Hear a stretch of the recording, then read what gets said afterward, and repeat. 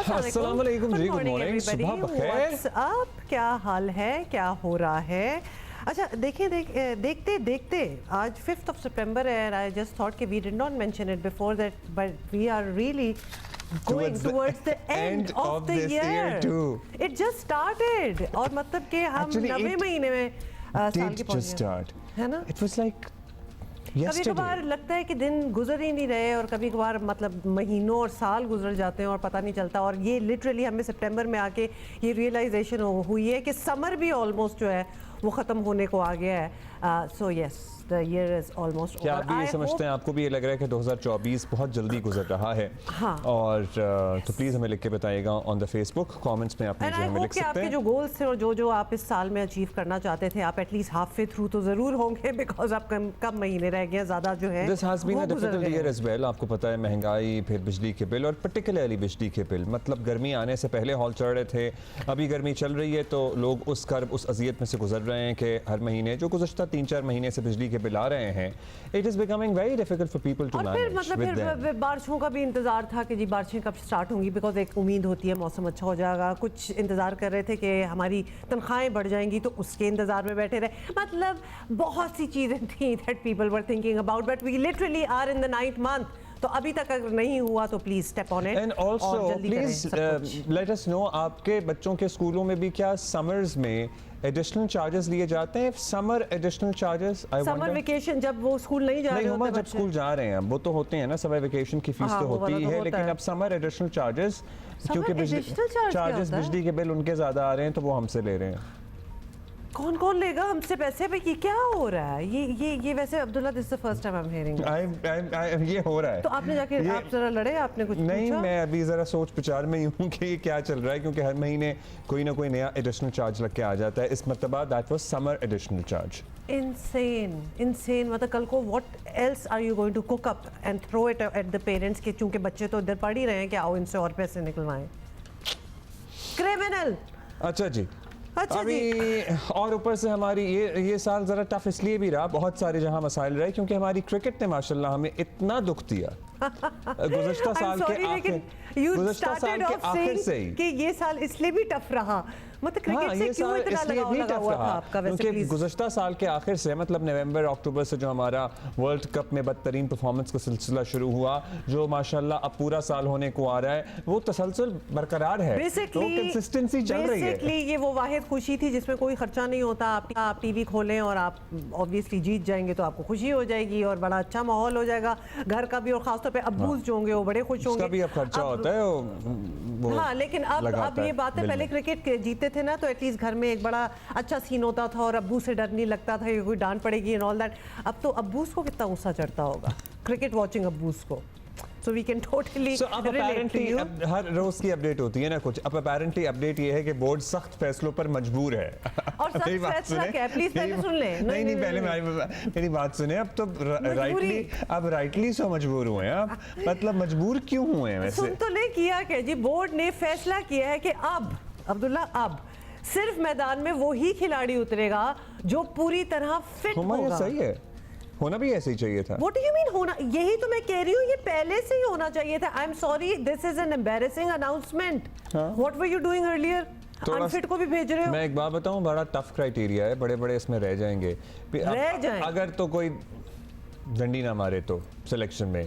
PCB England के खिलाफ series से पहले नए सेंट्रल कॉन्ट्रैक्ट्स का ऐलान करना चाहता है, और ये कॉन्ट्रैक्ट सिर्फ ऐसे खिलाड़ियों को मिलेंगे जो फिटनेस का टेस्ट क्लियर करेंगे। भाई सबके सर पे ये तलवार लटक रही है। ये टेस्ट जो है 7 सितंबर से लाहौर में प्लान किया गया है। I really want to go and be there when this test happens. I want to see कि ये कितनी फिटनेस और ये क्या लेवल है, मयार क्या है बेसिकली। तो फिटनेस टेस्ट में शामिल मुख्तलिफ एक्सरसाइजेज ने कई खिलाड़ियों को परेशान कर दिया है बाय द वे। और फिटनेस टेस्ट में जिस्मानी मशकों के साथ 8 मिनट में 2 किलोमीटर दौड़, 30 सेकंड्स के वक्फे से दौड़कर 10 सेकंड्स में कितना करना है अब्दुल्ला? 3.3 रन लेने का। 3.3 क्या होता है? ये चैलेंज है बाय द वे। तो ये फिटनेस चैलेंजेस है, इंटरेस्टिंग, मुझे अच्छा लगा। और इसमें वाकई यू आर राइट के बड़े लोग जो हैं वो रह जाएंगे। फिटनेस टेस्ट की रिपोर्ट पर ही कौमी खिलाड़ियों के नामों पर इंग्लैंड के खिलाफ सीरीज में गौर होगा और पीसीबी मेडिकल पैनल के साथ सेलेक्टर्स भी फिटनेस टेस्ट का जायजा लेंगे। पहले कहा जा रहा था कि खिलाड़ियों को नए सेंट्रल कॉन्ट्रैक्ट्स परफॉर्मेंस की बुनियाद पर मिलेंगे, मगर ऐसा नहीं हो सका। अब लगता यह है कि ये काम फिटनेस की बुनियाद पर होगा। जरा ये भी बता रहे हैं कि खुद को नागुज़ीर समझने वाले खिलाड़ियों को सेंट्रल कॉन्ट्रैक्ट्स में सरप्राइज मिल सकता है। सरप्राइज मतलब सरप्राइज अच्छी चीज़ होती है। शॉक की बात करें, आपको क्या शॉक मिल सकता है is the question. But in any case देखिए, हमने पहले भी फिटनेस की बात की है। There were two schools of thought और बहुत से लोगों का बहुत से लोगों का ये भी कहना था कि क्रिकेट में उस लेवल की फिटनेस नहीं चाहिए होती। जब ये फिटनेस टेस्ट की बात करते हैं तो we don't require that kind of fit. So there were two schools of thought और सम कहते हैं कि बिल्कुल नहीं, बिल्कुल 100% फिट और एक वर्ल्ड क्लास एथलीट की तरह आपको फिट होने की जब आपको 4 दिन या 5 दिन की क्रिकेट खेलनी है तो आपको ये लेवल ऑफ फिटनेस चाहिए। बिकॉज अगर आपके पट्टे जवाब देने लगेंगे आधे दिन के बाद तो आप बाकी 3 दिन क्या करेंगे, जो हमने इस दफ़ा होते हुए भी देखा। अगर आप एक इनिंग के बाद ही फिजियोथेरेपिस्ट के पास जाके लेट जाएंगे और आप उठने का नाम नहीं लेंगे, जो हम देख रहे हैं अभी हुआ है ना हमारे सामने। और देखें, आप बैटर हो या बॉलर हो, व्हाटएवर, आपकी अपनी एक स्किल है, वो तो हो गया। लेकिन फिट खिलाड़ी वो होता है जो फील्डिंग ज़बरदस्त कर सके, क्योंकि उसका सिर्फ बैटिंग और बॉलिंग का ही काम नहीं है, उसके बाद उसने फील्डिंग भी तो करनी है। तो लिहाजा इसलिए and that is how we lose matches as well. जब हमारी फील्डिंग होती है, अज़ल से चल रहा है, शुरू से चल रहा है। मतलब maybe there were times जब क्रिकेट में इतनी फिटनेस की ज़रूरत नहीं होती होगी और आपका वजन जैसा भी हो, आप हाँप के भागते हो ना हाँप के भागते हो, आप चल जाते थे। लेकिन अब see how the other teams have evolved too. Look at the world champions and other teams भाई। Look at the world, full stop। Fitness बहुत इंपॉर्टेंट है, कुछ भी कर रहे हो ना भी कुछ कर रहे हो, घर में भी बैठे हो ना। अभी सुहेल इमरान मौजूद हैं, हमारे सीनियर स्पोर्ट्स कॉरेस्पॉन्डेंट, और Faizan Lakhani, deputy editor sports Geo News. So हम सबसे पहले कहाँ चलें? लाहौर चलें? हाँ, लाहौर चलते हैं क्योंकि लाहौर में होने हैं टेस्ट भी। सो सुहेल भाई, this is If we are right, this is not the first time कि हम ये फिटनेस रूटीन या फिटनेस टेस्ट की बात कर रहे हैं। 2016 में आई रिमेंबर हम बात करते थे, 2018 में आई रिमेंबर हम बात करते थे।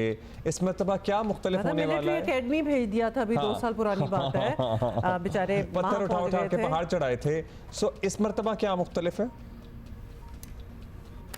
अब्दुल्ला रुमा, पहले तो मैं आपको जो है वो सैल्यूट पेश करूंगा, क्योंकि जिस तरह आपने जिक्र किया कि ये साल जो है वो किस तरह गुजरा, आप लोगों के लिए खासा खटन रहा है। क्योंकि आपको सलामी पेश हुई, सबसे पहले सिडनी टेस्ट मैच आप हारते हैं जनवरी में, और उसके बाद फिर के बाद दिख रहे आपकी हिम्मत है, आप रोजाना इसी चीज को, हम तो कभी कभार आते हैं आपके पास, आपकी हिम्मत है कि आप इन प्लेयर्स के ऊपर जिन्होंने कोई कसर नहीं छोड़ी पाकिस्तान को किसी भी सतह पर, अमेरिका जाते हैं वहां हारते हैं, आयरलैंड जाते हैं, इंग्लैंड जाते हैं, अपने होम ग्राउंड पर न्यूजीलैंड से हारते हैं, और अब अपने ही ग्राउंड्स पर, और आप उनको रोजाना की बुनियाद पर डिस्कस कर रहे होते हैं। मेरा ख्याल है आपका साल ज्यादा खटन गुजरा है पाकिस्तान टीम की परफॉर्मेंस। बस हम सब मिलकर ही हम गलत करते हैं ना, आप होते हैं, फैजान होते हैं, सिकंदर होते हैं, सब लोग होते हैं, भट्टी साहब होते हैं। तो जी सुहेल भाई, तो वो जो फिटनेस टेस्ट है, हम लोग बड़ी 4 साल से यही करते रहे इस चीज के ऊपर बात कि कभी भी फिटनेस टेस्ट जो पहले एक रेगुलर बेस पे हुआ करते थे, चाहे वो क्लोज डोर हुआ करते थे नेशनल क्रिकेट एकेडमी में, लेकिन टेस्ट हुआ करते थे। 2019 के वर्ल्ड कप से पहले हुए थे, वहां पे परफॉर्मेंसेज सामने आई लोगों की, अमाद वसीम, उमर अकबल, दूसरे दीगर खिलाड़ियों की परफॉर्मेंस सामने आई फिटनेस टेस्ट की बुनियाद के ऊपर। उसके बाद एक वक्फा आया गया और यही कहा गया कि जी बाबर आजम या मिकी आर्थर जब भी जो भी रहा वो इंटरेस्ट नहीं लेता था फिटनेस टेस्ट में, जब मिसबाह हक थे वो भी इंटरेस्ट नहीं लेते थे। लेकिन अब एक वक्फे के बाद हो रहे हैं, इसीलिए खिलाड़ियों की जो परेशानी है वो बढ़ती हुई दिखाई दे रही है। ख़ास तौर पे मैं 2-3 सरकर्दा खिलाड़ियों का नाम तो नहीं लूँगा, लेकिन वो खासे परेशान है अपने स्किन फोल्ड में आपका फैट लेवल भी शामिल है। वो अपने फैट लेवल को लेकर खासे परेशान है, और ये भी पता चला है कि एक करीबी बंदे ने ये बताया कि वो शायद ये जो प्रॉपर टेस्ट होगा 7 और 9 सितंबर को जो शेड्यूल है, उससे पहले एक वो अपने तौर पर टेस्ट करवाएंगे। लेकिन अब उनको शायद ये अपनी तसल्ली के लिए तो वो करवा सकते हैं, लेकिन शायद उन्हें ये इल्म नहीं है कि अगर वो ज्यादा फैट लेवल आ गया तो वो percentage in the body, BMI, जिसमें सारा fat percentage of the body check करते हैं। जी सारा। उसके बाद जो एक रनिंग बिटवीन द विकेट है, उससे वो परेशान दिखाई दे रहे हैं, और दूसरा 8 मिनट के अंदर, अब जो हमें बताया गया है, अब इसमें 8 मिनट है या 8.45 मिनट है, लेकिन 8 मिनट का ही हमें पता चला 2 किलोमीटर उसमें दौड़ना है। इससे वो थोड़े से परेशान है। इससे अंदाज़ा लगा लें कि किस फिटनेस लेवल के साथ पाकिस्तान क्रिकेट टीम के जो खिलाड़ी हैं test series, white ball series में खेलते हुए चले आ रहे हैं। और ये जो सीरीज हुई है 2 टेस्ट मैचेस की, इसमें जो कोचेज हैं हमारे, जो हाई परफॉर्मेंस के कोच थे टिम नेल्सन, और उसके साथ जो फिजियो और उसके साथ है कंडीशनिंग कोच जो थे, और उसके साथ जो हेड कोच है, उन सब ने जिस वरी का जिक्र किया है, जो बार बार वो कहते रहे, वो पाकिस्तान क्रिकेट टीम के खिलाड़ियों के फिटनेस लेवल पर बात करते रहे। जी, कोचेस भी बात करते रहे। जब शान मसूद ने दूसरी दफा माजरत की कौम से और कहा जी वी आर सॉरी कि हम हार गए, और उन्होंने भी अपनी तौजी में या एक्सप्लेनेशन में यही कहा था कि जो प्राइमरी कंसर्न है हमारा एज अ टीम, हमने आपस में भी देखा, वो ये है कि वी आर नॉट फिट। हाँ, लेकिन अच्छा ओके फैजान, सॉरी एक फिक्रा बोलूंगा, दबे अल्फाज में तो यहाँ तक वो कहते रहे कि पर्चा हमारा साइंस का है और तैयारी हम उर्दू की कर रहे थे। तो इससे आप अंदाजा लगा लें कि क्या उनका मतलब हो सकता है, या क्या वो कहना चाहते हैं, या क्या फैजान फैजान और एनीबॉडी टू बी देयर, और सुहेल बट ये क्लोज डोर्स होंगे मुझे लगता है तो वो बहुत ही आला हो। लेकिन Faizan, how do you think this is even fair? Let's talk about the other side. अगर इतनी टेंशन प्लेयर्स को हुई है, what ever the problems might be, 8 minute में 2 किलोमीटर भागना, मतलब वो इज इट इवन फेयर? क्योंकि उनसे एक्सपेक्टेशंस क्या है? वो ओलंपिक्स में क्या दौड़ों में हिस्सा ले रहे हैं? At the end of the day yes they need to be fit, लेकिन फिटनेस का क्या लेवल होना चाहिए, क्या क्राइटेरिया होना चाहिए? क्योंकि उन्होंने क्रिकेट ही खेलनी है, वर्ल्ड स्टैंडर्ड ठीक है, लेकिन यहाँ जो बेंचमार्क्स सेट किए हुए हैं, इस पे कौन उतरेगा? मतलब कि ये कैसे होगा? देखिए जी, ये फिटनेस जो है ना, ये तो किसी भी एथलीट की, किसी भी स्पोर्ट्स पर्सन की बुनियादी चीज है। अगर मैं सहाफत में हूँ, सोहेल इमरान सहाफत में है, और अगर हम खबरों को ही फॉलो नहीं कर रहे तो फिर हम किस बात के सहाफी? इसी तरह अगर एक एथलीट फिट ही नहीं है तो भाई वो किस बात का एथलीट है? अगर आप फिट नहीं है, आप दौड़ नहीं सकते, आप running with in the wicket नहीं कर सकते, जो आपके गेम की मेजर रिक्वायरमेंट है, अगर आप वो नहीं कर सकते, आप में एंड्योरेंस लेवल वो नहीं है, आपका फैट लेवल बढ़ता जा रहा है, तो भाई आप एथलीट कहलाने के हकदार नहीं है। ये खिलाड़ियों को जो परेशानी हो गई है, तो ये एक उनकी अपनी क्रिमिनल नेग्लिजेंस है कि वो फिट ही नहीं है। ये हमें रोज रोज फिटनेस टेस्ट लेने की बजाय ये कुछ खिलाड़ियों को एहसास होना चाहिए कि भाई वो पाकिस्तान को रिप्रेजेंट कर रहे हैं, वो एलीट एथलीट्स हैं, उनको मिलियंस में हर महीने सैलरी मिलती है, और ये उनके काम की, उनकी जॉब की बेसिक रिक्वायरमेंट है। और अगर वो नहीं कर रहे इसको फॉलो, तो उनको इस गेम में खेलने का कोई हक नहीं। किसी भी एथलीट को, अगर कोई एथलीट फिट नहीं है, अपने गेम के हिसाब से अपने आप को फिट नहीं कर रहा, तो फिर उसको स्पोर्ट्स पर्सन रहने का कोई हक नहीं है, क्योंकि वो अपने आप के साथ भी धोखा कर रहा है, वो उस गेम के साथ भी धोखा कर रहा है। अगर मैं खबरें फॉलो नहीं कर रहा हूँ, सोहेल इमरान खबरें फॉलो नहीं कर रहा, और अचानक हम बात करने बैठ जाए, तो ये हमारी कोताही है, और हम अपने पेशे के साथ नाइंसाफी कर रहे हैं। तो अगर कोई क्रिकेटर अपने आप को फिट नहीं रखा हुआ, तो वो अपने पेशे के साथ यहाँ पे जाती है। वी गॉट इट, बिल्कुल वी गॉट योर पॉइंट। एक तो ऑब्वियसली हमारे एलीट ये एथलीट्स हैं और उनका एक मयार एज इट इज होना ही चाहिए, लेकिन एक हम ऑप्टिमम फिजिकल फिटनेस की बात कर रहे हैं, एक मैच फिटनेस की बात भी होती है। There is a divide between the two. Match के लिए एक लेवल ऑफ फिटनेस आपको चाहिए, और वैसे आम बंदा भी अगर चाहे तो अपनी एक्चुअलाइजेशन के लिए एक कमाल किस्म की फिटनेस रूटीन कर सकता है, नॉट नेसेसरीली कि वो कोई is it not the same when you are physically fit, you would be fit in the match?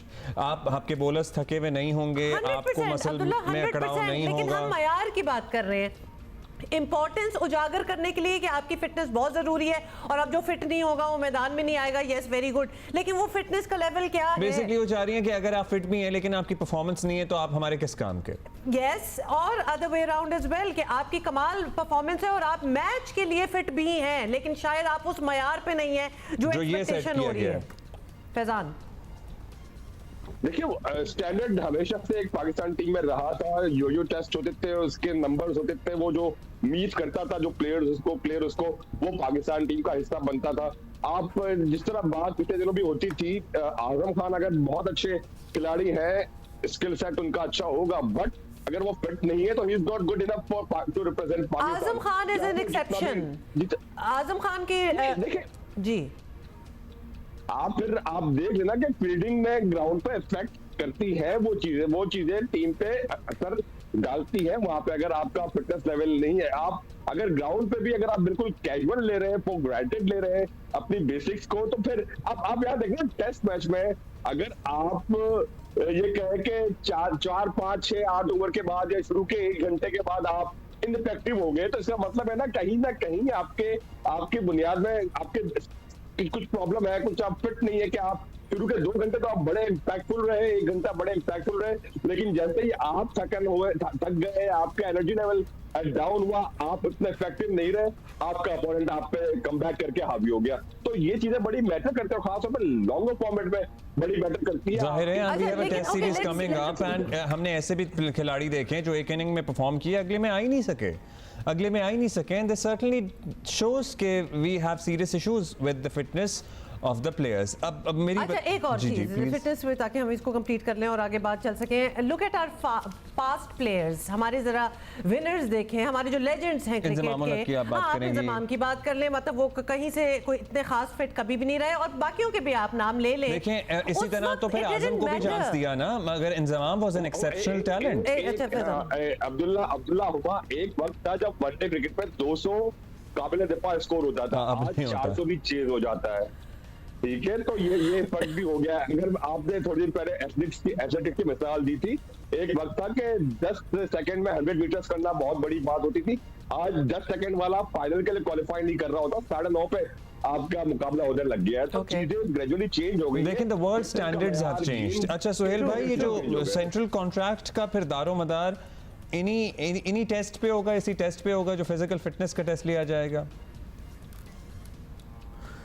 जी उमर और अब्दुल्ला भी, आप एक छोटी सी बात करूंगा। अभी आपने जिक्र किया कि जी मैच प्रैक्टिस और फिटनेस डेफिनेटली दोनों चीज़ें होनी चाहिए। आपने जो मैच प्रैक्टिस टेस्ट मैच खेलना है, आपने लास्ट टेस्ट मैच जो है वो खेला है जनवरी में, उसके बाद इनमें से कोई ऐसा खिलाड़ी बता दे कि किसी को मौका ही नहीं मिला 4 रोज़ा क्रिकेट का, आपने अगर फिटनेस लेवल हासिल किया हुआ है तो आपको मैच फिटनेस के लिए 4 दिन तो ग्राउंड में गुजारने हैं। यही वजह है कि मोहम्मद अली जो है वो आपके सामने है, जिस तरह की उनकी फिटनेस थी वो सामने आई। इसी तरह Khurram Shahzad first test match में उन्होंने जोर लगाया अच्छी पिच देके, और उसके बाद वो अनफिट हो जाते हैं। यहाँ पर भी उनको पिच में थोड़ा सा मदद मिलती है, तो उसके बाद उन्होंने जोर लगाया, उन्होंने भी अपनी अब वो कमर की तकलीफ का शिकार हो गया, उनका स्कैन हुआ हुआ।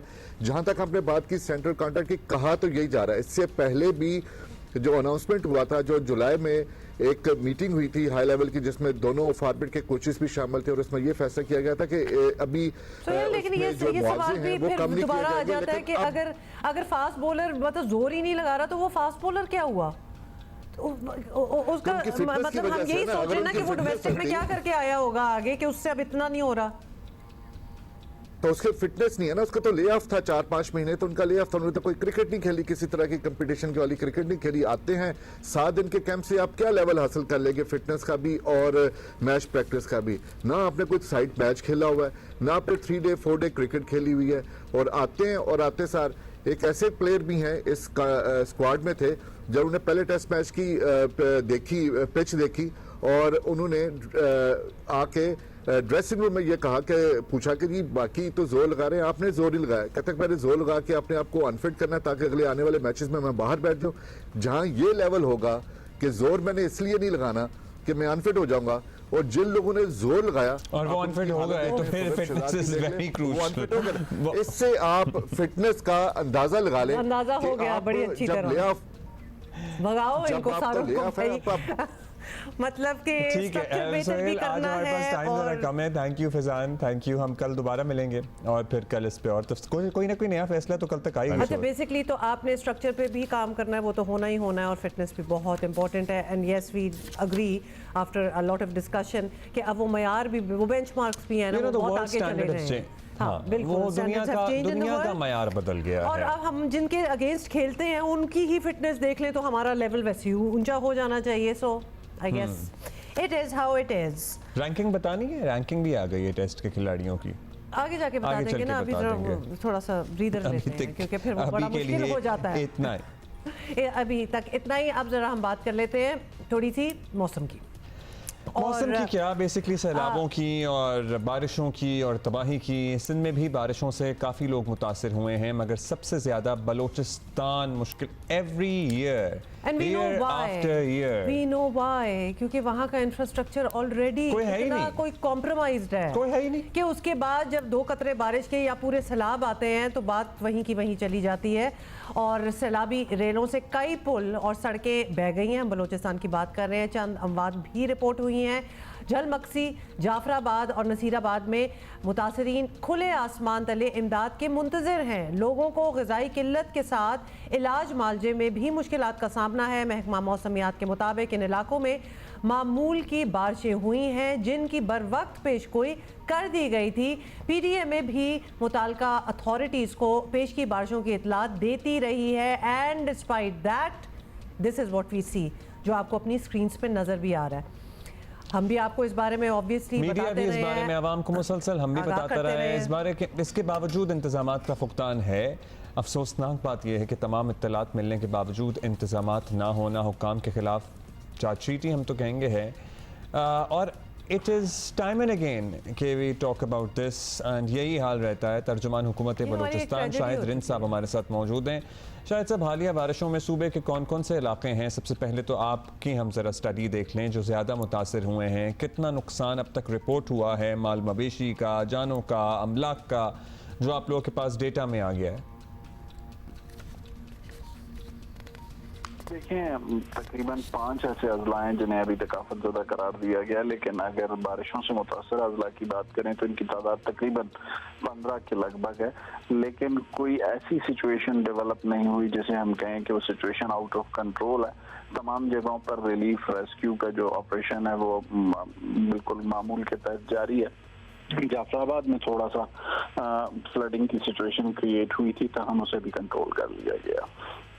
Which makes you wonder, Rind साहब, आप हमारे साथ हैं। हम आपसे ये पूछना चाहते हैं कि इन बारिशों की इतला पहले सी थी, मतलब हम इस फोरम पे बैठे बातें कर रहे थे, पहले से ही सैलाब का खदशा भी था।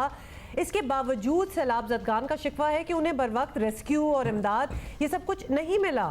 हुकाम की इट सीम्स कि कोई तैयारी नहीं थी। या फोरकास्ट इतना एक्यूरेटली बताया जा रहा है तो तैयारी क्यों नहीं थी? देखें, ऐसी कोई भी इंफॉर्मेशन अगर जो आप जिसको शेयर कर रहे हैं मैं उसको डिनाई करूंगा। उसकी वजह ये है कि तमाम अजला में न सिर्फ डिप्टी कमिश्नर्स मौजूद हैं, उनके मातहत जो असिस्टेंट कमिश्नर्स हैं, दीगर स्टाफ मौजूद है। उसके साथ साथ PDMA जो है उनको तमाम जो रिक्वायर्ड असिस्टेंस है, चाहे वो रिलीफ की हो चाहे वो रेस्क्यू की हो, वो प्रोवाइड कर रही है। हमारे पास कोई ऐसी शिकायत नहीं कि जहाँ पर किसी ज़िले में जो इमदादी सामान है या जो रेस्क्यू का काम है वो PDMA ने मुकम्मल ना किया। वैसे जिन साहब, अगर शिकायत चलें आप तक ना भी पहुंची हो, तो ये विजुअल जो हम दिखा रहे हैं, जो कि अभी लेटेस्ट विजुअल्स हैं, तो ये तो आप लोग देखते ही होंगे ना, तो ये दिस इज नॉट नॉर्मल। या आप हेलीकॉप्टर से मुआयना कर लें, मतलब सूरत हाल का आपको पता लग तो नहीं लग रहा ना हमें कि क्या है हालत। असल में पता है क्या है, पहले भी रिंद साहब जब कुछ ना हो और जब हो भी लुट-पुट जाए तो फिर क्या ही बचता है। और अभी वैसे भी मानसून ख़त्म नहीं हुआ, अभी मज़ीद बारिशों और सैलाब का ख़तरा नहीं टला है। तो क्या आपको लगता है कि अगला स्पेल आने से पहले आप लोग पहले से ज़्यादा तैयार होंगे? देखिए, हम पिछले स्पेल में भी कम्प्लीटली रेडी थे, इसीलिए कहीं पर भी सिचुएशन आउट ऑफ कंट्रोल नहीं हुई। ये इस बात को साबित करती है कि जो प्रिपरेशंस PDMA की जानिब से और डिस्ट्रिक्ट एडमिनिस्ट्रेशन की जानिब से की गई थी और जो रिक्वायरमेंट्स डिस्ट्रिक्ट एडमिनिस्ट्रेशन की जानिब से PDMA को भिजवाई गई थी वो फुलफिल की गई, जिसकी वजह से आज भी इस वक्त भी अगर मैं आपसे बात कर रहा हूँ, कहीं पर कोई ऐसा एहतजाज रिकॉर्ड नहीं हुआ जिसमें मुतासरीन का ये कहना हो कि उन्हें इमदादी सामान नहीं पहुँचा या उन्हें रेस्क्यू नहीं किया गया। तो मेरा ख्याल है अगला भी जो स्पेल है एक्सपेक्टेड जिसकी फोरकास्ट मौजूद है, उसके लिए तमाम तैयारियां PDMA के लेवल पर और डिस्ट्रिक्ट एडमिनिस्ट्रेशन के लेवल पर मौजूद हैं। Thank you ji. Thank you Shahid Rind साहब। ओके जी, हम बलूचिस्तान की बात कर रहे थे, अभी कुछ दीगर अजला का रुख करेंगे मुल्क के और जाएंगे सबसे पहले दादू। और दादू में हमें बता रहे हैं रियाज नरेजो के उधर सैलाबों का क्या हाल है। जी बिल्कुल, मैं भी दादू ज़िले की तहसील जो ही के सैलाबज़दा इलाके चिनी में मौजूद हूँ। यहाँ पे सूरत ये है कि जो सड़कें ज़ेराब हुई थी, चिनी रोड 3 मकानात पर, वाई पाती रोड 3 मकामात पर और जोई हाजी खान रोड 1 मकाम पर, यहाँ से पानी की सतह कम होने से यहाँ पे जो छोटी ट्रैफिक है उसकी अंदर का सिलसिला शुरू हुआ है। ताहम ये भी बड़ी मुश्किल से, क्योंकि कीचड़ है इन इलाकों में पानी की वजह से, मिट्टी की वजह से, तो यहाँ से छोटी ट्रैफिक भी बड़ी मुश्किल से क्रॉस होती है मोटरसाइकिलों की। अभी भी ये तमाम रोड बड़ी ट्रैफिक के लिए बंद है। तो इस लिहाज से इन 6 यूनियन काउंसिलों के 150 हज़ार देहात का ज़मीनी राब्ता आज छठे रोज़ भी तहसील हेडक्वार्टर जोही से और भान सैदाबाद से मुनक़ता है। इसके साथ हम बात करें गाड़ नदी की, तो गाड़ नदी में भी सराय पानी कम होकर 2 फुट तक पहुँच चुका है। और मंशर झील जो थोड़ी सी तशवीशनाक सूरत थी, वहाँ पर सूरत काफ़ी बेहतर हो रही है। मजमूई तौर पर पानी की सतह कम करने की कोशिश की जा रही है मंशर से, क्योंकि मंशर का पानी इन इलाकों को मुतासर करता है। और इरीगेशन हकाम ने दावा किया है कि 12 फुट तक मंशर की सतह को बरकरार रखने के लिए ये जो अखराज है पानी का वो जारी रहेगा दरिया सिंध के अंदर। जी अच्छा, तो आई वाज जस्ट थिंकिंग कि इससे पहले क्या होता होगा, बिकॉज सड़कें तो कुछ है नहीं और इट्स जस्ट नहीं, सड़कें थी भी तो वो सैलाब की वजह से बह गई हैं, जाहिर है। सो ये हर साल की ही कहानी है। Okay, moving on to Mirpur Khas, वहाँ से भी पता कर लेते हैं। मोहम्मद खालिक हमें बता रहे हैं।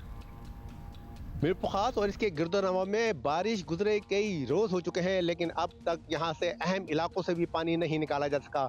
मैं इस वक्त गवर्नमेंट शाह अब्दुल लतीफ कॉलेज में मौजूद हूँ। ये भी चारों तरफ से पानी में घिरा हुआ है और अमली तौर पर यहाँ पर दरसी तालीम का सिलसिला मौकूफ़ है। सिर्फ यही तालीमी इदारा नहीं, government comprehensive higher secondary school, government high school, Rabia Basri school, government high school समेत कई तालीमी इदारे अब तक पानी में डूबे हुए हैं और तलबा का तालीमी नुकसान हो रहा है, क्योंकि तालीमी सेशन शुरू है। डिस्ट्रिक्ट काउंसिल के सामने भी पानी घुटनों घुटनों खड़ा है और वहाँ से भी पानी नहीं निकाला जा सका। जिले भर में देही इलाकों में खास तौर पर सूरत हाल और भी संगीन है। इस तमाम सूरत हाल में एक नई डेवलपमेंट ये हुई है कि डिप्टी कमिश्नर मीरपुर खास ने बल्दियाती हुक्काम को एक ख़त लिखा है, जिसमें कहा गया है कि जो यूनियन काउंसिल के चेयरमैन हैं और सेक्रेटरी हैं वो फील्ड में मौजूद नहीं है। लेटर में यह भी लिखा गया है कि क्योंकि ये काम नहीं कर रहे और फील्ड में मौजूद नहीं है, इसलिए इनके फंड्स रोक दिए जाएं। इस तमाम सूरत हाल में अंदाज़ा ये हो रहा है कि ज़िलाई इंतज़ामिया और बल्दियाती हुक्काम के दरमियान एक अनदेखा तनाज़ा है, जिसके बाइस पानी निकालने के इक़दामात में पूरी भरपूर वो कोशिशें नहीं की जा रही जिसकी आवाम तवक्का कर रहे हैं और आवाम जिसका रिलीफ का इंतज़ार कर रहे हैं। बहुत शुक्रिया। तो हालात जो हैं वो अगर हम कंपैरिजन करें from the very bad times जो हम पहले देख चुके हैं सिर्फ 2 साल पहले, तो उससे फिर भी हमें लगता है कि कुछ काम हुआ होगा, कुछ बेहतरी आई होगी, but still not good enough, क्योंकि फिर भी सैलाबी सूरत है। अभी हम इस्लामाबाद के एक वाक़े का तज़किरा करेंगे। इस्लामाबाद के एंड बस में वाक़ और पूरे सेक्टर पर मुश्तमिल एक पार्क है, F9 पार्क। एक बार फिर खबरों में है, नामालूम अफराद एक खातून पर तेज़ाब फेंक कर फरार हो गए। बहुत ज़्यादा इत्तलात थी कि कोई कह रहा था F10 में हुआ है, कोई कह रहा था F9 में हुआ है। खातून ज़ख्मी हालत में पार्क के जंगल से मिली थी। इससे पहले भी F9 पार्क में रेप और कत्ल तक के वाक़यात रिपोर्ट हो चुके हैं। इस्लामाबाद पुलिस के तर्जुमान के मुताबिक खातून पर तेज़ाब फेंकने के इल्ज़ाम में एक खातून समेत 2 मुलज़िम गिरफ्तार हो गए। और आपको ये भी बताएं कि गुज़िश्ता कई बरसों में जराइम के मुख्तलिफ वाक़यात के बाद F9 पार्क शहरियों के खौफ के लिए मैं कहती हूँ कि ये खौफ की अलामत ही बन गया था, एंड विच इज़ अ पिटी, क्योंकि एक ज़माना था जब ये पार्क क्या खूबसूरत चीज़ थी, अभी भी खूबसूरत तो है। यू वुड फील सेफ़ वहाँ जाके अगर आप वॉक कर रहे हैं, अपनी फैमिलीज़ के साथ जा रहे हैं। लेकिन एक बात तो है, ओवर द ईयर्स वो एक जंगल की सूरत हाल वहाँ बन चुकी है, इतनी ज़्यादा ग्रीनरी हो चुकी है और इट इज़ ह्यूज। पूरा एक सेक्टर आप समझ लें, वो पूरा सेक्टर एक पार्क है। हमारे कॉरेस्पॉन्डेंट हमारे साथ हैं who has more details on it. Ayaz Akbar Yusuf जई हमारे साथ हैं। अयाज, पहले तो ये बता दें कि खबर कैसे सामने आई और ये पार्क जो है ये बहुत बड़ा, और ऐसे भी इसमें कोई इलाके हो चुके हैं जहाँ कोई जाता नहीं है, जो जंगल की सूरत हाल हो चुकी है। कहाँ से ये खातून जो है ये मिली? देखिए, हमारा ये कोई पहला वाकया नहीं है, आपको पता ही है कि F9 पार्क कई एकड़ पर मुश्तमिल है। 4 सेक्टर इसको टच करते हैं, G9, F8, E9 और F10। तो ये 4 सेक्टर के दरमियान में एक बहुत बड़ा पार्क है जो कई एकड़ पर मुश्तमिल है। माजी में भी इस किस्म के वाकया आपको पता होते रहे। यहाँ पे हरासमेंट के बड़े केसेस सामने आए हैं, फिर यहाँ पर रेप के केसेस भी सामने आए हैं, और भी यहाँ पर स्नैचिंग की कई वारदातें होती रही माजी में। और पुलिस हमेशा ये क्लेम करती रही कि हम कोई ना कोई यहाँ पर एक्टिविटी कर रहे हैं। यहाँ पर घोड़ों की जो है वो गश्त भी शुरू की गई हॉर्स राइडिंग पर, और मुख्तलिफ तरीके इख्तियार किए गए। लेकिन ये इतना बड़ा है जैसे आपने पता है कि जैसे आपको मालूम है कि वहाँ पे बहुत ज़्यादा घने दरख्त भी है, जंगल सा जो है वो एक नज़ारा भी नज़र आता है। ये F10 का वाक़या है। F10 जो मरकज़ डबल रोड है जो कि F9 पार्क और F10 मरकज़ को कनेक्ट करती है, इसके ऊपर एक ये वारदात हुई है। पुलिस को इतला मिली है किसी शख्स की तरफ से कि जिस तरह खातून है जो कि एक बरहना हालत में बताया जाता है कि वहाँ पर मौजूद है, और जैसे ही पुलिस वहाँ पर पहुंची देखा उस खातून के ऊपर तेजाब फेंका गया था। तेजाब उन खातून के पूरे जिस्म के ऊपर फेंका गया है, और ऐसे फेंका नहीं गया बल्कि डाला गया है। इस तरह का सिचुएशन, और खातून मुकम्मल तौर पर उस तेजाब से झुलस गई थी। जब मालूम हुआ तो खातून का ताल्लुक जो है वो फैसलाबाद से बताया जाता है, लेकिन यहाँ पर इस्लामाबाद में गोरी टाउन के इलाका है, वहाँ से इनका ताल्लुक है। अब ये खातून वहाँ कैसे पहुंची और कौन लोग थे, इस हवाले से पुलिस इन्वेस्टिगेशन कर रही है। लेकिन वहाँ पर आपको पता है कि ये मरकज़ है, लोग वहाँ पर वॉक भी करते हैं, लोग शॉपिंग के लिए भी जाते हैं, लोग अक्सर वहाँ से गुजर के मुख्तलिफ सेक्टर में भी जाते हैं। तो अब इस बात की पुलिस तफ्तीश करी कि खातून, क्योंकि ये रात कई लेट का वाक़या है, तकरीबन 1-1:15 बजे का ये वाक़या है, और जब पुलिस को कॉल मौसूल होती है 1:30 बजे करीब, तो मालूम नहीं तो रात को 1-1:15 बजे park is open for public. नहीं, देखिए ये कह रहे हैं कि F10 से उनकी मिली है, यही आपने कहा है ना? उसमें अब्दुल्ला जी F10 के सामने जो इलाका है अब्दुल्ला, ये पार्क जो है ये चारों तरफ से इस पे ग्रिल लगी हुई है, लेकिन कुछ एरिया जो है इसके अंदर आप जा तो सकते हैं, कूद तो सकते हैं। हाँ जी एग्जैक्टली, और वो भी है, और पार्क और जो रोड के दरमियान का हिस्सा है उसमें काफी ग्रीनरी है, वहां पे भी दरख्त है, तो ये वो पार्क का हिस्सा समझा जाता है। जहां पे फुटपाथ खत्म होता है उसके साथ आगे पार्क का ही F9 पार्क जो है वो तो कॉर्डन है, वो तो कवर्ड है, उसके तो गेट्स हैं चारों तरफ से, चारों सेक्टर्स की तरफ से। अब ये उस जंगल F9 पार्क की तरफ जो जंगल है वहां पर ये खातून मिली है। अब पुलिस ने एक खातून को इसमें गिरफ्तार किया है कॉल्स रिकॉर्ड के जरिए, और खातून की कॉल रिकॉर्ड से एक शख्स भी जो है इस्लामाबाद के पोस्ट सेक्टर F6 से और पुलिस ने हिरासत में लिया है, और वो शख्स जो है अभी तक ताहाल उसने अभी तक ये नहीं बताया कि खातून से राब्ता कैसे हुआ। थोड़ा सा मुश्किल है, ट्रिकी केस है। अच्छा ये बताएं कि खातून ने ये जो मिली है जिनके ऊपर तशवीशनाक है जी, इन्होंने खुद अपना बयान दी है, खुद कोई उन्होंने इन्फॉर्मेशन दी है कि उनके साथ क्या हुआ था? अभी तक वो बातचीत और अपनी इन्फॉर्मेशन दे सकती हैं?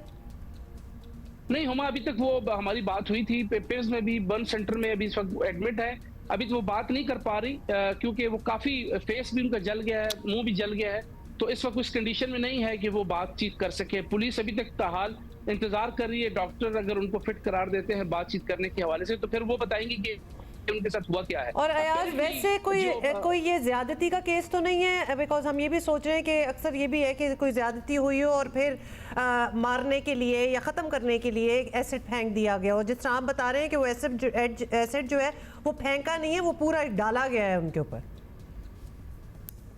हुमा इस वक्त जो पहले जो हम इसको देख सकते हैं, ये कुछ साइकोपैथ किस्म का केस है, ये ना सिर्फ ज्यादती का केस नहीं है बल्कि ये किसी जहनी मरीज का केस है, क्योंकि जिस तरीके से उस खातून के ऊपर तेजाब डाला गया तो ये जहनी मरीज ही कर सकता है, तो आम नॉर्मल आदमी मेरा ख्याल है कि क्रिमिनल मुजरिम ही कहा जाए, जहनी मरीज में फिर वो रियायत मिल जाती है, so would be a criminal, मुजरिम होगा जाहिर है। जी अब्दुल्ला, क्रिमिनल देखें, क्रिमिनल की भी अंदर आप काफी डेफिनेशन है, कोई बाय हैबिचुअल क्रिमिनल होता है, कोई बाय। कितनी गिरफ्तारियां हुई हैं अयाज इसमें अब तक? पता लग रहा था कि भाई किसी खातून को भी गिरफ्तार किया गया है। जी 2 गिरफ्तारियां हुई हैं, एक खातून गिरफ्तार हुई है जो कि राब्ते में थी इस लड़की के साथ जो इस वक्त ज़ेर इलाज है, और एक खातून के साथ एक मर्द राब्ते में था, वो एक कनेक्शन अभी तक डेवलप हुआ है, दोनों अरेस्ट है, अभी इन्वेस्टिगेशन हो रही है। पुलिस भी ये कह रही है कि अगर आप इस चीज को उस तरह हाईलाइट ना करें, क्योंकि हमने इसको कनेक्ट करना है, उन लोगों तक पहुंचना है जिन्होंने ये हरकत की है। अच्छा एक और चीज, इस्लामाबाद के उस इलाके में क्या कुछ सेफ सिटी कैमरास किसी और चीज से भी इन्वेस्टिगेशन हो रही है? बिकॉज वो अगर F10 मरकज सामने ही आ जाता है, आप बता रहे हैं, कोई कैमरा तो कैमरे तो वहाँ बहुत लगे हुए हैं क्योंकि वहाँ तो बहुत ज्यादा दुकानें, it's a very popular place. Huma अभी इस्लामाबाद ने कैमरे अपने बड़े इम्प्रूव भी किए हैं और काफी ज्यादा हमने देख रहे हैं, क्योंकि क्राइम रिपोर्टिंग भी हम करते हैं, तो काफी ज्यादा जो केसेस है वो ट्रेस भी हो रहे हैं कैमरों से, तो पुलिस ने कुछ डाटा हासिल किया है। मैं वही आपको बता रहा हूँ कि पुलिस की रिक्वेस्ट ये की है कि हम चाहते हैं कि जो मेन लोग हैं वो भाग ना जाएं, और वो अगर हम इसको ज़्यादा हाईलाइट करेंगे तो फिर वो हो सकता है कि जो मेन लोग हैं वो यहाँ से निकल जाए, हमें मसला होगा। अदरवाइज पुलिस ये क्लेम कर रही है, हमारी यहाँ पर DIG ऑपरेशन से बात हुई है मुस्तफा तनवीर से, उनका ये कहना था कि हम तकरीबन करीब पहुंच चुके हैं, एक आध दिन में हम आपको बता देंगे कि ये वाकया क्या हुआ था और कौन लोग इसमें शामिल थे। तो कैमरों की मदद से ऑब्वियसली कहीं ना कहीं पुलिस किसी न किसी क्लू तक पहुंच चुकी है, इसीलिए तो 2 गिरफ्तारियां भी हुई हैं और इन गिरफ्तारियों से मजीद गिरफ्तारियां भी हो सकती है और कुछ कैमरों की मदद से भी पुलिस ने मदद ली है। तो आज के दिन में कोई डेवलपमेंट नजर आती है कि पुलिस से जब कल हमारी बात हुई थी तो उन्होंने हमें यही कहा था कि अगर आप हम इस चीज़ों को डिस्क्लोज नहीं करें बेहतर है, ताकि वो मुजरिम, क्योंकि जब मीडिया पे चीज़ें चलती हैं तो कुछ लोग जो है जब उनको पता लगता है कि पुलिस कहाँ तक पहुंची है, हम जब इन्वेस्टिगेशन को आगे टीवी पे बताते हैं तो फिर कुछ लोग दाएं बाएं निकल जाते हैं, उनको पता लग जाता है कि पुलिस उनके करीब पहुंच चुकी है। तो हम भी बड़े मुहतात तरीके से रिपोर्टिंग करते हैं ताकि पुलिस का काम भी इसमें केस भी मुतासिर ना होना फिर हम भी बस यहाँ तक ही बात करेंगे और आपने ऑब्वियसली काफी इन्फॉर्मेशन हमें दे भी दी है। ये खतरनाक बात है और जिस तरह ये अयाज भी हमें ऑब्वियसली कोई भी किसी पे तेजाब फेंकेगा तो ये क्रिमिनल एक्टिविटी तो होगी, लेकिन एक फेंकने का तरीकेकार ये हो सकता है कि कहीं लगे तेजाब, कहीं गिरे और कहीं ना गिरे। एक होता है बाल्टी से उड़ेल दें, पोर किया जाए किसी के ऊपर, फिर बचने का चांस भी कम होता है। डिलिबरेटली कि इधर पोर करना है और इस बॉडी हिस्से में या ये शक्ल पे, या दैट्स अनदर या एक्टिविटी। एक होता है कि बाइक पे से गुजर रहे हैं, मुजरिम हैं, वो फेंकते हुए चले जाएंगे। एक होता है आप उतरेंगे, आपके पास एसिड होगा, आप किसी पे डालेंगे और फिर जाएंगे। So yeah we just hope and pray that she recovers and रूह सेहत हो और बेहतर हो, और ना सिर्फ और जिन्होंने किया दे आर वो भी पकड़े जाएं। अच्छा यस अच्छा जी, रैंकिंग की हम बात कर रहे थे, आपने उस वक्त बताने नहीं दिया था। ICC ने टेस्ट प्लेयर्स की रैंकिंग जारी कर दी है। मोहम्मद रिजवान तरक्की कर गए हैं और टॉप 10 में शामिल हो गए हैं, 10वें नंबर पर मौजूद हैं। बाबर आजम 3 दर्जा नीचे आ गए हैं, 12वें नंबर पर आ गए हैं। पाकिस्तान क्रिकेट टीम के साबिक कप्तान बाबर आजम अपने करियर की, हमें पता ही है, ख़राब तरीन परफॉर्मेंस फेज से गुजर रहे हैं। पिछली 16 टेस्ट इनिंग्स में वो 50 भी नहीं बना सके हैं। 4 साल 8 माह 21 दिन तक टॉप 10 बैटर्स में रहे हैं। बड़ी कोई हर्टफुल बात है और कौम के लिए तो होगी, लेकिन बाबर आजम खुद क्या फील कर रहे होंगे, वी कैन ओनली इमेजिन। अच्छा, बॉलिंग की बात करें तो टॉप 10 में भी कोई पाकिस्तानी बॉलर शामिल नहीं है। क्या ख्याल है आपका? अब ये शाहीन शाह अफरीदी 11वें पे आ गए हैं, पहले नीचे आ चुके हैं, 11वें नंबर पे चले गए हैं एंड दैट वाज इट। भाई अगर आप एयरलाइन के जरिए सफर करने जा रहे हैं तो एयरपोर्ट रवाना होने से पहले अपनी फ्लाइट, आप कहने लगे एयरपोर्ट रवाना हो जाए, नहीं जब भी जा कंफर्म कर लें, वरना परेशानी उठाना पड़ सकती है। और हम ये इसलिए कह रहे हैं क्योंकि आजकल दर्जनों फ्लाइट्स रोजाना की बुनियाद पर कैंसिल हो रही हैं, डिले हो रही हैं, जिसमें गैर मुल्की परवाजें भी शामिल हैं। कहीं मौसम तो कहीं ऑपरेशनल मसाइल का बताकर फ्लाइट्स कैंसिल होना अब बिल्कुल मामूल बन गया और कभी कभार तो बताते ही नहीं है कि हुआ क्या था। और आज भी कराची, लाहौर, इस्लामाबाद की 8 परवाजें जो हैं वो मनसूख हुई हैं। मुख्तलिफ एयरपोर्ट्स की 14 मुल्की और गैर मुल्की परवाजें ताख़ीर का भी शिकार हुई हैं। मुसाफिरों को नेचुरली शदीद परेशानी, भाई इससे ज़्यादा बुरी चीज़ कोई नहीं हो सकती कि जब आप तैयारी पकड़ के बच्चों को, मतलब पूरे ख़ानदान को लेके आप, और या फिर अकेले भी जा रहे हो, और आप जब पहुँचे तो चेक इन भी कर चुके हैं और आपको पता अच्छा, मुझे बताएं, ये एक न्यू नॉर्म बन गया है कि फ्लाइट का जो टाइम होता है उस पर कभी नहीं उड़ेगी। Even in normal perfect circumstances उस पर आधा घंटा डिले इज अ मस्ट।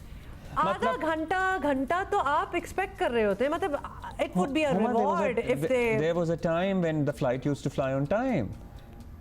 मतलब अगर आपको 3:30 का टाइम दिया गया है तो 4:15 से पहले आपका जहाज नहीं उड़ेगा। एंड येट अब्दुल्ला, एक एयरलाइन है इधर हमारी डोमेस्टिक जो कि आई ट्राइड एंड टेस्टेड, मतलब चाहे जो भी हो, जो मैं उसके टाइम के साथ चलती हूँ बिकॉज वो टाइम पे ही जाती है for what ever reason. In any case अभी जो हो रहा है उसके बारे में ज़रा पता करते हैं और नुमाइंदा जियो न्यूज़ तारिक अबुल हसन हमारे साथ हैं। तारिक, बताइएगा क्या सूरत हाल है, क्या वजूहात बताई जा रही हैं आजकल फ्लाइट्स के डिले और कैंसिल होने की? जी, सबसे बड़ी वजह तो इन दोनों परवाज़ों की मनसूखी की मौसम की ख़राबी है। मुल्क भर में मानसून के तहत जो है वो बारिशें हो रही हैं जिसकी वजह से फ़्लाइट ऑपरेशन मुतासर है। लेकिन सिर्फ ये एक वजह नहीं है। लाहौर एयरपोर्ट पर गुज़िश्ता हफ्ते जो है वो कई फ़्लाइटें बर्ड हिट की वजह से जो है वो मनसूख हुई हैं और मुतासर हुई हैं, क्योंकि टेक ऑफ और लैंडिंग के दौरान परिंदों के तैयारों से टकराने के सबसे ज़्यादा वाक़यात लाहौर एयरपोर्ट पर हो रहे हैं। इसके अलावा तैयारों की फ़नी ख़राबी भी एक वजह है जिसकी वजह से जो है वो फ़्लाइटें कैंसिल भी हैं। और एक चौथी वजह भी है बड़ी, वो ये कि फ़्लाइटें में अगर मुसाफिर कम है तो ख़ुसूसन निजी एयरलाइन बहुत आसानी से जो है वो फ़्लाइट कैंसिल कर देती हैं अगर उससे फ़्लाइट के अंदर जो है वो मुसाफिरों का लोड कम है, क्योंकि इस तरीके से वही समझती हैं कि उनको नुकसान कम होगा। अगर हम मजमूई तौर पर बात करें तो इस वक्त तमाम एयरलाइंस मिनिमम रिक्वायरमेंट के साथ जो है वो अपना फ़्लाइट ऑपरेशन ऑपरेट कर रही हैं, यानी जितने उनको जहाज़ चाहिए उसकी कम से कम मिक़दार के साथ। PIA के पास इस वक्त सिर्फ 17 से 18 जहाज़ जो है वो ऑपरेटिव हैं। तो जब कोई ऐसी सूरत पैदा होती है कि जहाज़ कहीं फ़नी ख़राबी का शिकार हो जाए या जो है वो ऑपरेशन की वजह से जो है वो कोई टेक्निकल प्रॉब्लम आ जाए, तो एयरलाइन की कोशिश ये होती है कि जो ज़्यादा रेवेन्यू वाली फ़्लाइट है वो ऑपरेट करे और जो कम रेवेन्यू वाली फ़्लाइट है वो मनसूख कर दे। मसलन ये कि कराची और इस्लामाबाद का फासला और कराची दुबई का फासला तकरीबन बराबर है, लेकिन रेवेन्यू के लिहाज से दुबई की फ़्लाइट ज़्यादा पैसा कमाने वाली फ़्लाइट है, तो बहुत आसानी के साथ कराची और लाहौर और पेशावर की परवाज़ें जो है मनसूख कर दी जाएंगी और दुबई की और रियाद की और जद्दा की फ़्लाइटें जो है वो ऑपरेट की जाएंगी। ये वो एक्सरसाइज़ है जिसकी वजह से मुसाफिरों को परेशानी का सामना करना पड़ता है और एयरलाइन अपनी आमदनी को जो है वो महफूज बनाती हैं, लेकिन मुसाफिरों को जो है उसका नुकसान उठाना पड़ता है। इन अदर वर्ड्स मुसाफिर जो है वो ख्वारी होते हैं, चाहे जो भी रीजनिंग हो इन लोगों की। तो इन दैट केस बताएं कि इन मामलात का जो भी रेगुलेटर इदारा है वो इस मामले में कुछ नहीं कर सकता, कुछ असिस्ट करें मुसाफिरों को, कोई पहले बता दिया जाए, कोई वार्न कर दिया जाए, वो घरों से ही ना निकलें, कुछ असिस्टेंस मिलती है मुसाफिरों को? देखिए, इस पूरे मामले के अंदर यकीनी तौर पर सिविल एविएशन अथॉरिटी की ज़िम्मेदारी है कि वो मुसाफिरों के हुकूक का ख्याल करे, लेकिन बदकिस्मती से सिविल एविएशन अथॉरिटी 1% भी मुसाफिरों के हुकूक का ख्याल नहीं करती। एयरलाइंस बहुत आसानी के साथ डोमेस्टिक फ़्लाइटें बहुत बड़ी तादाद में कैंसिल करती हैं और इंटरनेशनल फ़्लाइट्स उड़ाती हैं ताकि ज़्यादा आमदनी हो।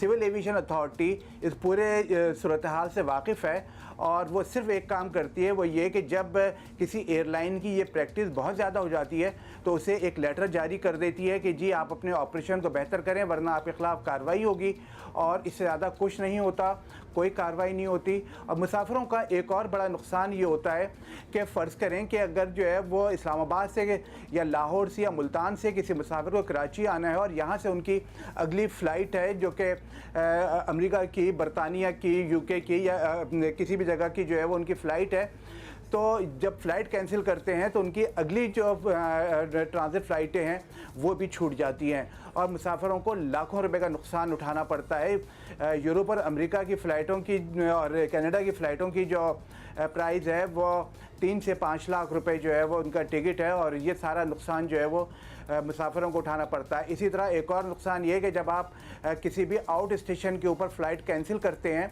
तो उसकी वजह से जो मुसाफिर वहाँ पे फंस जाते हैं उन्हें अपनी रिहाइश का जो है वो खुद ही बंदोबस्त करना पड़ता है, दीगर अखराजात करना पड़ते हैं, फिर लोगों की कमिटमेंट्स, खासकर बिज़नेस कमिटमेंट्स लोगों की मुतासर होती हैं। लोगों को जॉब के लिए इंटरव्यूज़ के लिए जाना होता है, वो इंटरव्यूज़ मिस हो जाते हैं, जो है वो डॉक्टर्स के पास अपॉइंटमेंट होते हैं वो उसमें उनको मुश्किल होती है, वकला की अदालतों में केसेस लगे हुए होते हैं, उसकी वजह से क्लाइंट्स को जो है वो उनका केस मिस हो जाता है। तो ये सारी परेशानियां बहुत बड़े पैमाने पर मुसाफिरों को उठानी पड़ती हैं, लेकिन 1% भी सिविल एविएशन अथॉरिटी मुसाफिरों के हुकूक का तहफ़्फ़ुज़ करने और इन मुश्किलात का अज़ाला करने में नाकाम है। और कोई फ़ाइन भी, अगर जो फ़्लाइटें कैंसिल होती हैं इसका कोई जुर्माना भी जो है वो एयरलाइन से नहीं लिया जाता और मुसाफिरों को कोई फ़ाइन पे नहीं किया जाता। Thank you. थोड़ा सा मुसाफिर ख़ुद भी अपनी एयरलाइन से, और आजकल तो ऐप्स हैं, वेबसाइट्स हैं, हर जगह से आप मालूम कर सकते हैं before leaving for the airport. मतलब आपको अपडेट मिनट की कुछ बिकॉज हमारे एयरपोर्ट्स में माशाल्लाह इतने बदशक्ल और इतने बोरिंग हैं कि आप वहाँ पे भी टाइम नहीं गुजार सकते। The worst is when you reach the airport and you are with family and you really have nothing to do. वो ख्वारी का लेवल कुछ और होता है और वहाँ कोई ख़ास असिस्टेंस भी नहीं आपको मिलती। एंड वी नो कि मतलब बड़े शहरों में एयरपोर्ट्स हैं, छोटे शहरों में तो है नहीं। लोग लिटरली छोटे शहरों से कभी कभार ट्रैवल करके पहुँचते हैं और तब जाके उनको पता चलता है, वो वहीं ठहर जाते हैं, उनको नहीं पता होता कि उन्होंने अब जाना किधर है। अच्छा, so we wanted to give you updates और ऑब्वियसली हम अपडेट इस पर भी हैं, इसलिए भी देते हैं सैलाब की सूरत हाल की एंड आफ्टर माह, ताकि अगर किसी की अटेंशन नहीं गई टू द अथॉरिटीज़ तो उनको भी पता चल जाए कहाँ असिस्टेंस चाहिए, कहाँ नहीं चाहिए। अटेंशन अथॉरिटीज़ की भी चली जाए, और हम भी, आपको पता ही है, हर शख्स कोई ना कोई एवेन्यू ढूंढ रहा होता है times, for charity, for helping out people, and there is no better feeling than आप किसी की ज़रूरत में काम आ और सकें। मेन सिटीज़ में तो ज़रूर दें, आमीन आपका दिल है तो ज़रूर दें, लेकिन एक्चुअली जहाँ एक्चुअल ज़रूरत होती है, जहाँ लोगों की नज़र नहीं पड़ती कि वहाँ भी ज़रूरत होगी, वहाँ चैरिटीज़ काम भी कर रही होती अभी हम बदीन जाएंगे, वहाँ सैलाबी पानी उतरा या नहीं उतरा, बदीन से हमें इजाज़त बता रहे हैं। देखिए, हर गुजरता हुआ दिन सैलाब मुतासरीन के लिए नई मुश्किलात का बाइस बन रहा है, और हुकूमती सरपरस्ती ना होने की वजह से इनकी जो मुश्किलात हैं उनमें दिन ब दिन इजाफा होता जा रहा है। ज़िला बदीन में बारिशों के बाद जो मुख्तलिफ देहात ज़ेर आब आए हैं, वहाँ ताहाल पानी की निकासी ना हो सकी है, जबकि जो सेम नालों में शगाब पड़े थे तराई के करीब R1 और R3 सेम नाले में, वो भी पुर नहीं किए जा सके। उनके जो मुतासरीन है वो भी अभी जो है सेम नालों के पुश्ते पर जो है पनाह लेने पर मजबूर हुए हैं। ना इनको टेंट्स फराहम किए जा रहे हैं, ना इनके लिए जो दीगर सहूलियात हैं उनका एहतमाम किया जा रहा है। ये मुतासरीन जो है हुकूमत से शिकवा करते नजर आ रहे हैं कि इनके घर बार डूब गए हैं, और अपने बच्चों के साथ महफूज मकामात की जानिब जो है पनाह लेने पर मजबूर हुए, लेकिन इसके बावजूद भी हुकूमत जो है इनकी मदद नहीं कर रही। ज़राअत को शदीद नुकसान पहुंचा है, लोगों की हजारों एकड़ पर तैयार खड़ी चावल, कपास, टमाटर की जो फसलें हैं वो तबाह होकर रह गई हैं, और यानी कि जो इलाके की ज़री मईशत है उसको बड़ा धचका पहुंचा है। महकमा मौसमियात की जानिब से मजीद 2 से 3 रोज बारिश का बताया गया, इससे जो इनकी मुश्किलात है उसमें मजीद इजाफा होता हमें दिखाई दे रहा है। जी भाई, कपास की फसल देख के तो बड़ा ही दिल दुख रहा था, मतलब तैयार फसल और बेड़ा गर्क। मुझे तो उन बच्चों को देख के दिल दुख रहा था कि मतलब अभी हम जाएंगे नसीराबाद और बलूचिस्तान। नसीराबाद से हमारे साथ कौन है? आबिद बलोच हमें रिपोर्ट कर रहे हैं। जी, बलूचिस्तान के सैलाब से मुतासरा इलाकों नसीराबाद, झलमक्सी में सैलाब की तबाहकारियों को 7 रोज़ गुजर गए, और सैलाबी रेले से मुतासरा दर्जनों ख़ानदान ने सड़क किनारे तो पनाह ले रखी है, मगर इनकी मुश्किलात और मसाइब में मुसलसल इजाफा होता जा रहा है। इनकी ज़िंदगी जो है मुश्किल होती जा रही है। कबूला और मंजूशोरी में डिप्टी कमिश्नर की जानिब से बेघर सैलाब मुतासरीन में इमदादी सामान भी तकसीम किया जा रहा है, और मेडिकल कैंप भी कायम किया गया है, जबकि सैलाब मुतासरीन के जानवरों के लिए भी फ्री मेडिकल कैंप कायम किया गया है। झलमक्सी में जो है M8 और नोताल कौमी शाहरा समेत तमाम राब्ता सड़कें गुज़श्ता 7 रोज़ से बंद हैं, जिससे मुसाफिरों को शदीद मुश्किलात का सामना करना पड़ रहा है। डिप्टी कमिश्नर झलमक्सी के मुताबिक नोताल टू गंदावा शाहरा आर्जी तौर पर छोटी गाड़ियों के लिए बहाल कर दिया गया है, जबकि झलमक्सी के मुख्तलिफ इलाकों में सैलाबी पानी मौजूद होने से ज़िला इंतज़ामिया को इमदादी कार्रवाइयों में जो है दुश्वारी का सामना करना पड़ रहा है। द फैक्ट कि वो फैमिलीज जो हैं वो अपने संदूक, अपने बिस्तर लेके ओपन एयर में बैठे हुए हैं सारे, because they have absolutely no way to go. और लिटरली ये तो जगह ऐसी थी कि जहाँ कोई दरख्त भी नहीं था कि जिसके नीचे इंसान चला जाए। और बलूचिस्तान इतना वसी और अरीज़ इलाका है, चटियल मैदान है, मील हा मील पर मुहित, और बहुत सारा काम होता भी है। आपको याद है पिछले साल सैलाब के बाद ही हदीका क्यानी से हम कितनी बात करते थे, उन्होंने मुतअद्दिद घर बना के दिए थे। क्योंकि और जो काम होता भी है, we are not talking about that, लेकिन जो पहले कभी काम हुआ भी हो है वो उसका मेयार उस तरह नहीं है कि वो थोड़ी सी बारिश लेते हैं या चलो 2-3 साल की बारिश लेते हैं और उसके बाद वापस। और ख़बर ये है कि सिंध में तैनात असिस्टेंट कमिश्नर्स के लिए लग्जरी गाड़ियाँ खरीदने की तैयारी है। महकमा एडमिनिस्ट्रेशन 2 अरब रुपए जारी करने के लिए महकमा ख़जाना को ख़त लिख चुका है, और ख़त के मुताबिक 4x4 बेसिकली वो डाला नहीं होता जैसे उर्फ आम में डाला कहते हैं, तो वो लिए कोई एक कितने 138 चाहिए। 38 डबल कैबिन गाड़ियां खरीदना चाहते हैं। राना जावेद हमारे साथ मौजूद हैं। राना जावेद, ये बताइएगा कि 138 व्हीकल्स, मतलब क्या इतनी शदीद कमी कैसे आ गई गाड़ियों की हमारे अफसरान के लिए? और उससे पहले क्या चला रहे थे? जी, अब्दुल्ला शदीद कमी तो शायद नहीं है, और गाड़ियां तो हर commissioner office, deputy commissioner office में एक नहीं कई दर्जनों होती हैं जो मुख्तलिफ कामों के लिए इस्तेमाल की जाती हैं। लेकिन एक प्रोटोकॉल या एक रिवायत बन गई है कि कमिश्नर और डिप्टी कमिश्नर जो हैं वो लग्जरी गाड़ी ही इस्तेमाल करेंगे।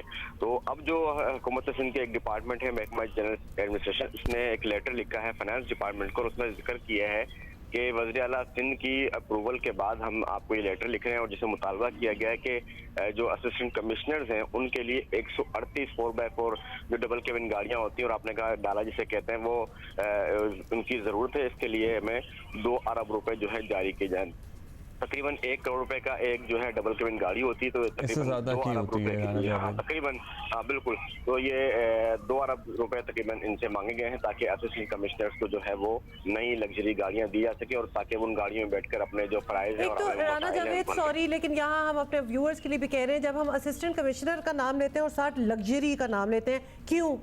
मतलब हमें ये सवाल तो पूछना चाहिए ना कि आपका कंफर्ट हो जाएगा उससे, ऑब्वियसली रोडें टूटी होंगी तो आप ज़रा लग्जरी गाड़ी में जाएंगे, कैबिन डाला 4 व्हील में जाएंगे तो आपको टूटी हुई सड़कें फील नहीं होंगी, ऑल्दो आपको तो फील होनी चाहिए क्योंकि सड़कें भी तो ठीक करानी है। तो हमें ये मिसमैच किस्म की चीज लग रही है अंग्रेज का छोड़ा हुआ वो सीधा निजाम है और असिस्टेंट कमिश्नर, ये क्यों मैच हो रहा है? उसको लग्जरी की क्या जरूरत है? आज तक हमारे सरों पर मुसल्लत है। तो लिटरली अंग्रेजों ने हम पे हुकूमत करने के लिए बनाया था सारा निजाम। एब्सोल्युटली जी राना जावेद जी बिल्कुल, ऐसे जैसे अब्दुल्ला कह रहा है कि एक बस रिवायत बनी हुई है, ऐसा नहीं है कि नॉर्मल गाड़ियों में बाकी तो डिपार्टमेंट और बाकी अफसरान भी तो नॉर्मल जो गाड़ियां होती हैं उनमें सफर करते हैं और वो इस्तेमाल करते हैं, लेकिन एक रिवायत बन गई है कि कमिश्नर डिप्टी कमिश्नर जो है वो और दीगर जो अमला है वो बड़ी लग्जरी गाड़ियों में इस्तेमाल करें। लेकिन इस पे हैरत अंगेज बात तालीम में बजट की कमी का हाल ये है कि मीरपुर खास तालीमी बोर्ड में 6 महीने से मुलाजमिन को तनख्वाह नहीं मिली है और 3 साल से जो प्रोफेसर वहाँ बच्चों की कॉपियां चेक करते थे उन्हें उजरत नहीं मिली, जिसकी वजह से उन्होंने इस दफा कॉपियां चेक करने से इनकार कर दिया है और जिसकी वजह से जो मीरपुर खास बोर्ड का रिजल्ट है वो लेट हो गया है। वो क्या तमाम ही तालीमी बोर्ड का रिजल्ट लेट हो गया है और परसों वज़ीर बोर्ड यूनिवर्सिटी ने टीचर्स की मिन्नतें की हैं कि भाई प्लीज आप कुछ कॉपियां चेक कर दें ताकि अभी कुछ दिनों नहीं तो तनख्वाहें क्यों नहीं मिली 6 माह से? मतलब बाकी सब कुछ तो चल रहा है ना, पैसा नहीं है, बाकी सब कुछ तो चल रहा है। यस वो पैसा नहीं है, बल्कि इस पर एक मजे की बात यह है कि सिंध हुकूमत ने एक ऐलान किया था कि मैट्रिक और इंटर में A1 ग्रेड लेने वाले बच्चों को 25,000 रुपये इनाम दिया जाएगा हर साल। वो सिर्फ एक बार ही दिया, उसके बाद वो बंद हो गया और अनऑफिशियल, क्योंकि वो सारा खाता जो लग्जरी गाड़ियों में चला जाएगा। वैसे आवाम को, क्योंकि आम आवाम को तो पता भी नहीं है, जब ये डाला आ रहा होता है तो उनको तो एक जहाज जितना लग रहा होता है। क्या कीमत होती है एक गाड़ी की, एक की बताएं? मतलब अगर नॉर्मली 1 करोड़ रुपए से ज्यादा की एक ही कीमत है और सिर्फ ये नहीं है, आप देखते होंगे उमर अब्दुल्ला, आप देखते होंगे कि ये जो गाड़ियां हमारे और आपके टैक्स से ली जाती हैं ये सिर्फ सरकारी इस्तेमाल में नहीं होती, कभी जो है फैमिलीज घूम रही होती हैं, कभी ये मुख्तलिफ पिकनिक पॉइंट्स पर नजर आती हैं, कभी ये आपको प्राइवेट कामों में। अभी आपसे बात करने से पहले ब्रेक में यही बात कर रहे थे कि ये गाड़ियां एंड में आपको हैदराबाद और कराची में म्यूजिक लगा हुआ रेस्टोरेंट्स के बाहर और सड़कों पे नजर आ रही होंगी, कभी वहां नजर नहीं आएंगी जहां के लिए अब तो शायद टिकटॉक पे पाबंदी लगा दी है, मतलब अदरवाइज हमारे बहुत सारे माशाल्लाह सिविल सर्वेंट्स नहीं तो बस टिकटॉक ही नहीं बनेगी, इसका मतलब ये नहीं है कि हो नहीं रहा होगा जो होता है। इस तरह के शशके अपने दिखाते रहे हैं। इससे पहले नादिया सबोही की आपको रिपोर्ट याद है, खैबर पख्तूनख्वा से वहाँ फॉर्चूनर का मामला था जी, बिल्कुल ऐसा वो हम लोगों ने उठाया था, तो वो वापस हुआ, फिर पंजाब में ऐसा फैसला किया गया तो वो हाई कोर्ट में चैलेंज हो गया। Thank you Rana Javed. और अगर वाकई अगर किसी महकमे को सिंध में गाड़ियों की ज़रूरत है ना तो वो सिंध पुलिस, मगर look at the cabins, double cabins that they use, जो पेट्रोलिंग के लिए गाड़ियां आप देखते हैं पुलिस की, जो वो पीछे भागने के लिए इस्तेमाल कर रहे होते हैं। आप कोई एक्सपेक्टेशन ना रखें कि वो गाड़ी जो पुलिस की होती है वो किसी का पीछा कर पाएगी, क्योंकि वो तो अपने आप को ही संभाल ले तो बड़ी बात है। So if anybody needs any assistance गाड़ियों के हवाले से तो वो पुलिस डिपार्टमेंट है। बाकी एसीज को, असिस्टेंट कमिश्नर को लग्जरी गाड़ियां देना उनका क्या काम है? Luxury they can work out I guess in a sedan as well, but police को वाकई पुलिस की गाड़ी होनी भी ऐसी चाहिए कि लगे कि पुलिस आई है।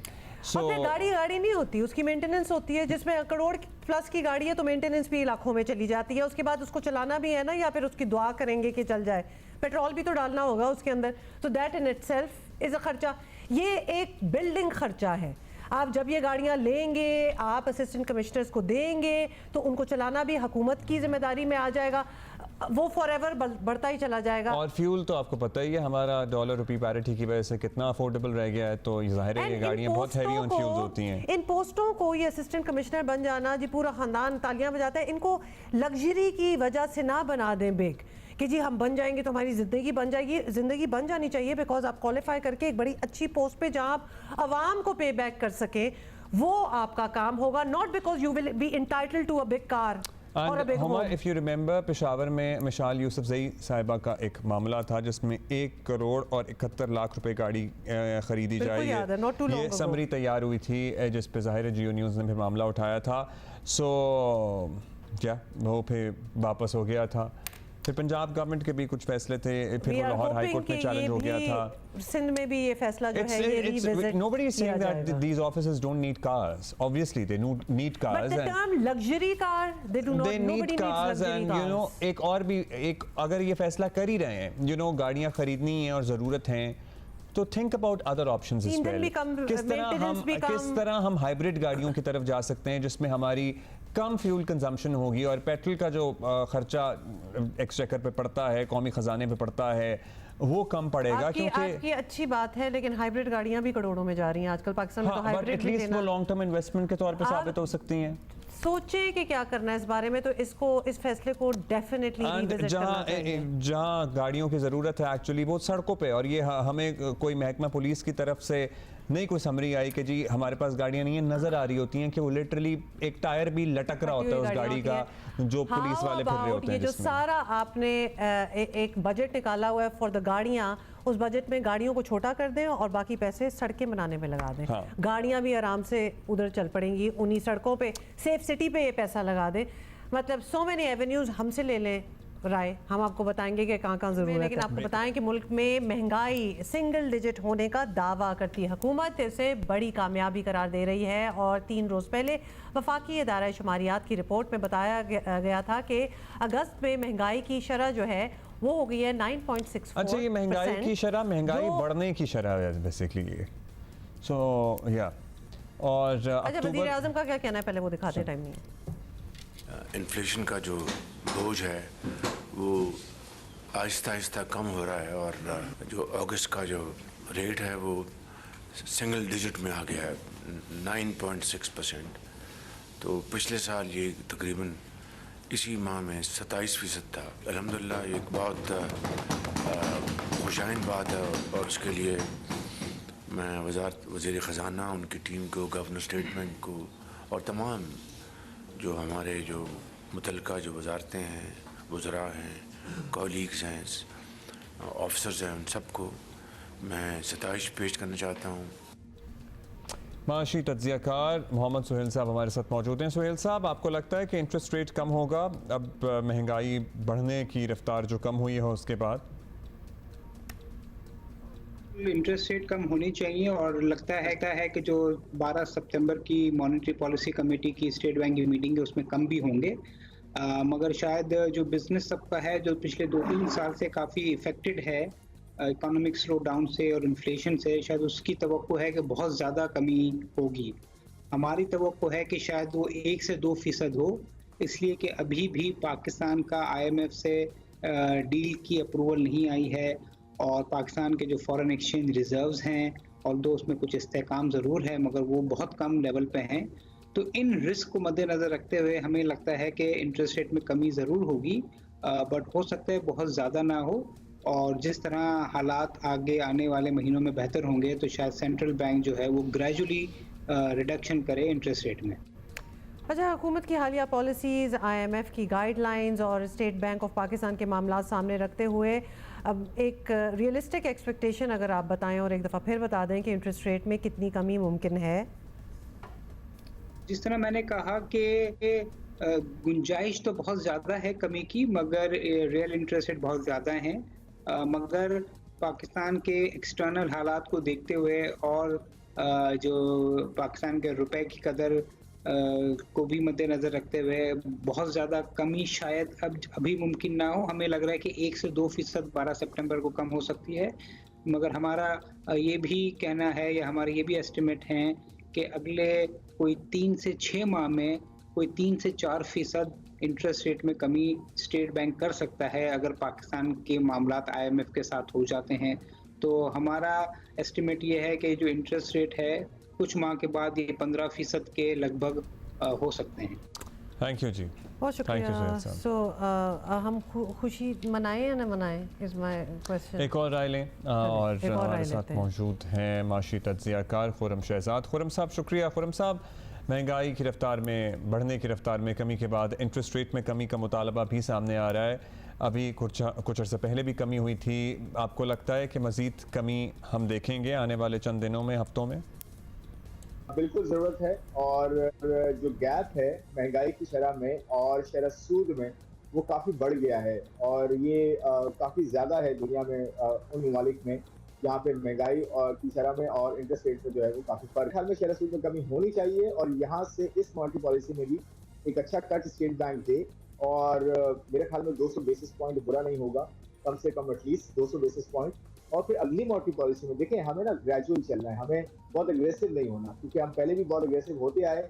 आपने देखा 2018-2019 का जो है कोई क्राइसिस आया, हमारे पास इम्पोर्ट्स बहुत ज़्यादा हो गई। हम ग्रोथ अचीव करने के लिए 6%, 5%, 6% ग्रोथ के लिए फिर हमारे पास ना रिजर्व्स के वो लेवल्स होते हैं, ना एक्सपोर्ट्स वैसी होती है, ना हमारे पास जो है सिटी में पैसा उस तरह से होता है, और हमने कैपेसिटीज भी बिल्ड नहीं की कि हम अगर ग्रोथ अचीव करें तो वो ज़्यादा एक्सपोर्ट्स ड्रिवन हो या लोकल ड्रिवन हो, या कैपेसिटी हमारे पास हो उतनी। हम फिर इम्पोर्ट्स पे चले जाते हैं, फिर डॉलर का क्राइसिस आता है, फिर बाद में डॉलर नीचे जाता है, फिर इंटरेस्ट रेट बढ़ाए जाते हैं, फिर महंगाई की शरह में इजाफा होता है। तो इसको हमें रिपीट नहीं करना, इसलिए बहुत ज़्यादा जो है एग्रेसिव नहीं हो।